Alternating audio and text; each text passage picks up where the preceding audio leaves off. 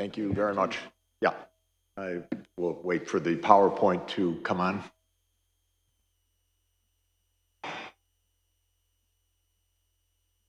Thank you.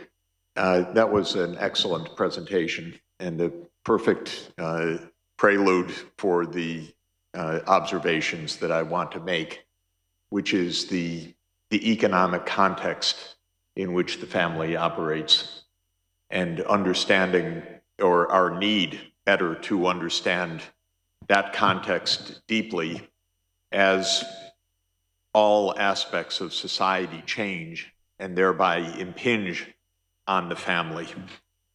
The role of the family is fundamental and deep.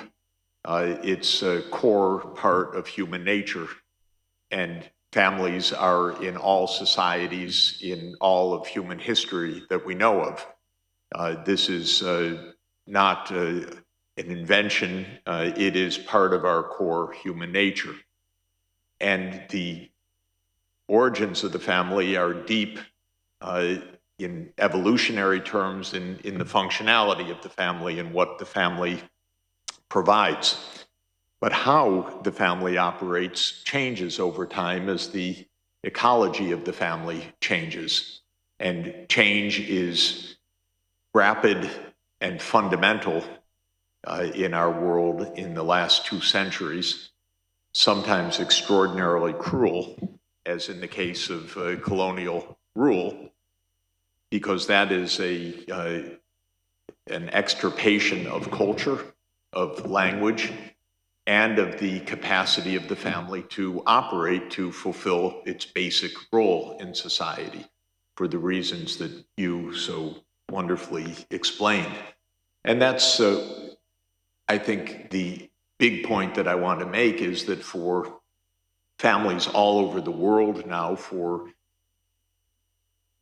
to an important extent, economic reasons, families cannot fulfill their basic role, and we need to face that squarely.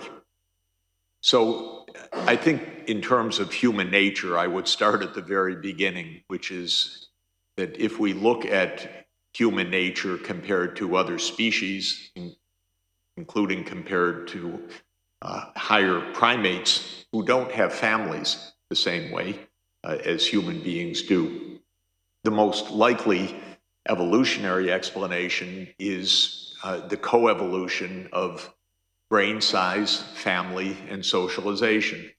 In other words, family is a fundamental part of human nature and human evolution, and it's related to the rapid development of human brain size and the distinctive development of human brain size, which is also co-evolutionary with our core sociality.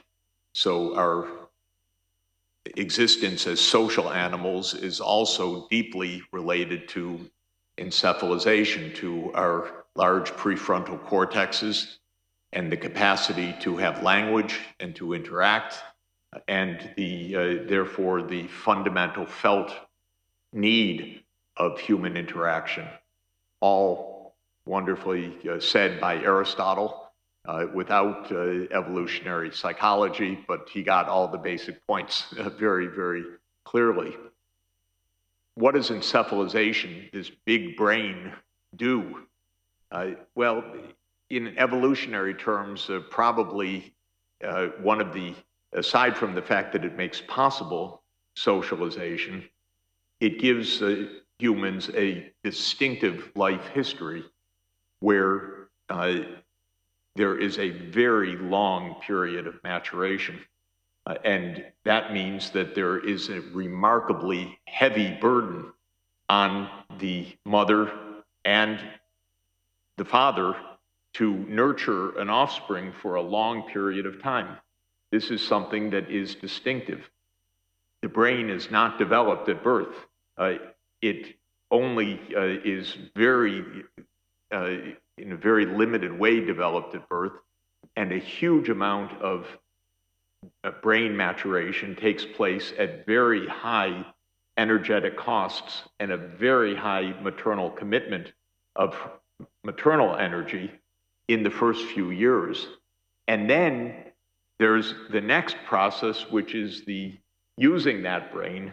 That takes a lifetime, Aristotle told us, but it also takes intensive years of very high vulnerability of children and youth under adult supervision. And so what we see seems to be the coevolution of encephalization with the need for intensive investments by parents in the survival of the child. So there's extended child raising. The family is formed in fundamental part to enable the child to grow and develop this capacity, both the physical, the cognitive, and the social capacity. There is inevitably a collective kind of parenting, not only the two biological parents, but an extended alloparenting, so-called, in the evolutionary psychology description. And there is a division of labor that depends completely on the economic context in which the parents engage in parenting, but in a division of labor, perhaps in hunter-gatherer settings by the father's hunting and provisioning the mother while the mother is lactating and breastfeeding the child and raising the child. But there's a division of labor within the household. If we put this into economic terms, I think we can say that there are several functional roles of the family that are fundamental. Again, from an evolutionary point of view and a human nature point of view, the most fundamental is child raising. This is the core, I think, of the purpose of the family, is to raise healthy offspring. But that means that there are, in general, but we saw already a basic exception to what I'm going to say, but parents, both parents, in some way actively participating in this extended period of child raising. Then there is the work. What is it that the household does in order to provision itself and to stay alive? That's very contextual. Is it work within the household? Is it work on a plot of land? Is it work for the market? That differs across human history in a quite fundamental way. Households also engage in elder care, and older people in households also help to raise children. So this is multi-generational, not just two generations, but multi-generational in the care, and the care is going in two directions. Children for older parents and older parents for their grandchildren. And this is a fundamental part of all societies that we know. Living within a physical setting, there's also care for kin, spouses, often siblings, caring for each other through periods of illness and disability. There's also a tremendous amount of risk sharing within this extended household. That can be interpersonal risk sharing. It can be economic and financial in the modern world. It can be other kinds of risk sharing in other settings, and also intergenerational risk sharing. There's also fundamental role of the family in intergenerational transfers. Inheritance is a fundamental part of the life of the family, though the economic context and the laws and culture change enormously, both over time and space. And of course, the family has a deep and fundamental role of love, companionship, and psychosocial well-being. We like to be with our families, we hope. And most of time and in most of history, the answer is yes, we do. And that is also, if you look at it from an evolutionary psychological point of view, if that were not true, we would not be here today speaking. This is part of our makeup of how we get from generation to generation is love and compassion and the well-being that comes with that. Now, as an economist, we look at that, at those functions and say, well, all of that depends on the context, doesn't it? It depends on the state of technologies, of the tools available, of the nature of exchange. Work, obviously, as I said, can be, and throughout most of history, was not for a market. It was for self-provision, or for a clan or a small band of people, but not for monetary exchange. But because of changes in technology, the nature of the work environment, of provisioning, changed fundamentally. And I note here 7 areas of fundamental change that impinge on family structure. The changing role of education and skills, to my mind, is the most fundamental of all in modern times, because skills are wholly different today from 2 centuries ago for most of humanity. That's not true for uncontacted tribes, but it is true for most of humanity. And that means that the role of education and skills is fundamental. The cruelest part of colonialism, in my view, was the denial of education in a systematic way to colonize populations, because the first rule of colonial powers is don't educate the subjects. It's extremely dangerous. Just educate a few of them so they can be local administrators, but heaven forbid, don't make them literate, because they'll find out that this is an abusive relationship.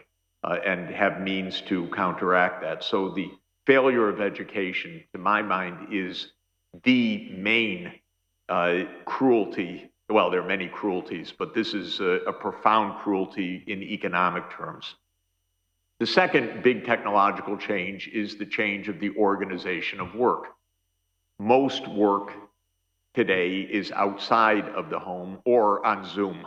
So maybe it's coming back to the home work. But in the past, most work was within the household or on the neighboring land. So either people worked a farm or foraged in a neighborhood, or women who have worked harder than men throughout history were doing home work of various kinds, making clothing, preparing food, raising children, keeping the home organized and provisioned, but that was within the home. We may be having another fundamental change of how work takes place as we dematerialize work, but the last 200 years was a shift from home to outside the home with huge implications. A third fundamental part of change is mechanization, and that has changed time use everywhere. The most fundamental mechanization was the mechanization of agriculture, because agriculture was 90% of household principal employment 3 centuries ago worldwide. And with mechanization in the United States, to take one extreme example, it's 1% of households feeding the 99% plus net exports. So that's just mechanization. It's not even so much more output per hectare, but it is massive hectarage that is farmed by tractors and harvesters and grain combines with no farmers anymore, because they're self-driving vehicles. So basically, mechanization has fundamentally changed where people live. They now live in cities, and what they do, and that is mainly working outside of home. This, of course, has changed the role of the state in fundamental ways. The state, first role of the modern state, other than warfare, was education. And education came early to the United States. It was the one most clever thing the United States did, was mass primary education. It's a great accomplishment of the United States. There aren't so many, in my view, because it also came with mass slaughter and slavery and many other things that are not so good. But the mass education for white children was pervasive, and where there were large African slave populations, they decided we won't have schools at all typically. So the US South didn't join so much in even having public education because that was complicated in a world basically of slaves. But that role of the state was a fundamental transformation. The role of the state then in child and old age support developed in the 20th century. The role of the state in social protection evolved in the 20th century. And the role of the state always has had a role in the legal structure of the family in terms of inheritance, gender rights to own property, for example, or to marry, eligibility principles for marriage, age, or other kinds of eligibility, divorce law, parental leave, that's a very specific modern phenomenon, polygyny, and so forth, have been under state governance in the context of the modern nation state. The point is, all of these things are changing, and the role of family, which is to help educate children, to have a division of labor for child raising, to have social support, to have risk protection, is clearly profoundly altered as all of these changes take place. Hard to see, but I made a quick heuristic for different kinds of family settings and the implications of those family settings for how families operate. So pre-industrial, rural, or urban industrial of the 19th and 20th centuries, a late post-industrial service economy of the late 20th century, and now we're in a new kind of era of a digital urban age where we don't know exactly where the family is going. But what changes are the items on the left-hand column. Child mortality has experienced a fundamental transformation in the last 200 years, from mortality rates of basically 50% of children dying before the age of 5 to now far under 5% dying by the age of 5 in almost all societies of the world. 200 years ago, formal educational investment was basically zero. Almost everybody was illiterate, and if you were a good farmer or a serf or a slave, that's what you were supposed to be, which was illiterate, doing manual labor until you dropped dead of the burdens. In the urban industrialization of the 19th century in Europe, primary education was recognized as needed. By the late 20th century, high school education at a universal level, if it could be afforded, was recognized as needed. That is by far not enough anymore for the kind of life people aspire to. On a farm, children were a net economic asset after a young age, because by the age of 5, children could start to work and could start to do chores on the household. In an urban setting where children are supposed to go to school through the age of 18, children are now just a cost center. They're no longer a profit center for the parents. And since the children are likely to move away, they're not even Social Security anymore. So the role of intergenerational transfers and the net economics of having children changes enormously. Education is very expensive. It is expensive even if it's state provided, because it requires a tremendous amount of household investment. And children don't work during this period.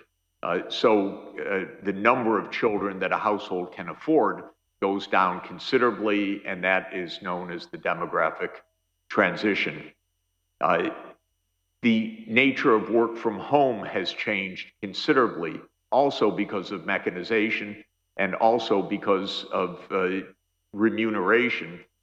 Children are out of the home earlier because they are in more formal settings. So starting at age 6 or 7, in, again, economies that can afford it, children are in school. And now increasingly from age 3 or 4, they're out of the home. And the mother is now out of the home also. And that is a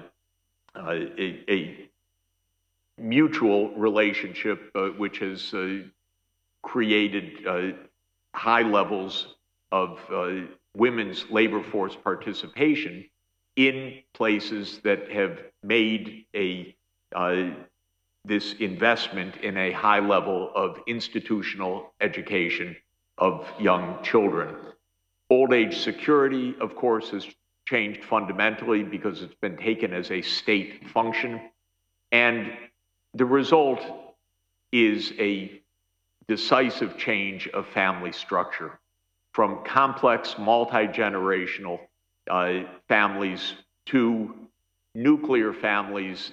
That is an evolution that is underway in most of the world. It resists or it hits against long and deep cultural norms, but it is a process that is very widespread. So all of this is to say that the family structure is under, of course, tremendous change by this ecological context. Let me argue briefly that rising educational needs, in my view, are fundamental to the family structural change. The nature of technology is that work that is basically repetitive and physical is replaced by machines. Work that is repetitive and cognitive is also now being replaced by machines, by smart systems. That's why we will never again have a human being on the other end of a phone call to make an arrangement to buy a purchase or make an order or anything else, because these are repetitive actions that machines can do. So what does it mean in terms of human activity, work activity? A large and growing class of jobs has disappeared, and the jobs that are remunerative in our society are those with higher and higher levels of education. In the 19th century, having no education, one could provision. In the mid-19th century in industrial economies, you needed basic literacy and numeracy. By the middle of the 20th century, in the United States, to get a decent job, you needed a high school education. By the 1970s or 80s, to get a decent job, you needed a bachelor's degree. And this kind of escalation of educational needs is fundamental, driven by technological change, and fundamentally changes what the family does. For an affluent family in the high-income world, the main task is get your children through university. That's a long 25-year process, and it is expensive. It is your principal responsibility as parent, in addition to love and affection and providing a safe environment, and it's hard to do. And it's very hard to do for most families. But I can't emphasize enough how fundamental the economic transformation is that is accelerating today. Even in the United States, in 1900, only 4% of the jobs were arguably classifiable as professional, and 36% were still agricultural. As of 2015, 1% agricultural, 14% production workers. So instead of 60% being production workers, or 76% being production workers and in trade and transport, now only 15% are in production, and that number continues to decline. And professional careers are 39% by 2015 and continuing to rise. So education is changing everything. It's dramatically raising the cost of child rearing. It is widening social and economic inequalities, as Professor Putnam showed us dramatically and powerfully this morning. It is ending child labor because it's not only illegal, but the children need to be in school. It's shifting child rearing increasingly outside of the family. It is giving rise to the need for large public budgets. It is leading to the fertility transition. It is shifting what girls do, which is now to get education, and more than boys in general. At least in the United States, they're far more successful in education. And it is meaning women's participation in paid labor. This is global. It's shaped fundamentally by technology, but of course by the relative economic structure and culture. I don't have time to go through this, except I want to say that all of this imposes very high financial stress on households. And most households cannot cope. And this is what we see in the United States. 30% of households can cope, the ones with college-educated parents. The rest in the US can't cope, and that's an economy with $60,000 per capita income. But in poor countries, consider it's impossible right now to carry out the functions of educating children for a 21st century economy. It's just not possible.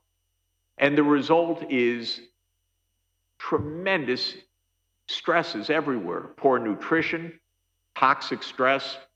We have, of course, an epidemic of adolescent depression underway in the United States, not to mention other places. Tremendous family instability. Difficulty when there's lack of childcare. Women cannot participate in the labor force, nor can they raise their children effectively. Insufficient investments in education and intergenerational transmission of poverty for households that don't have adequate levels of education. Public policy, therefore, plays a very special role, which is the need for active government to provide the financial means for families to carry out their responsibilities. So direct social support to families, old age support, childcare support, educational, nutrition, and healthcare costs covered, and social insurance. And I'll just conclude by saying that 21st century challenges for family policy include the socialization of costs of healthcare, nutrition, family leave, childcare, and education. Financial support for families in need. Now, because of aging populations, elder care becoming more and more complex, because of the demands of education continuing to rise, we need to redesign education to be continuing education throughout a lifetime with micro degrees or micro certification in skills along the way, more work flexibility because it's all becoming more complex. There will be a lot more work from home. This is probably a good thing in the end.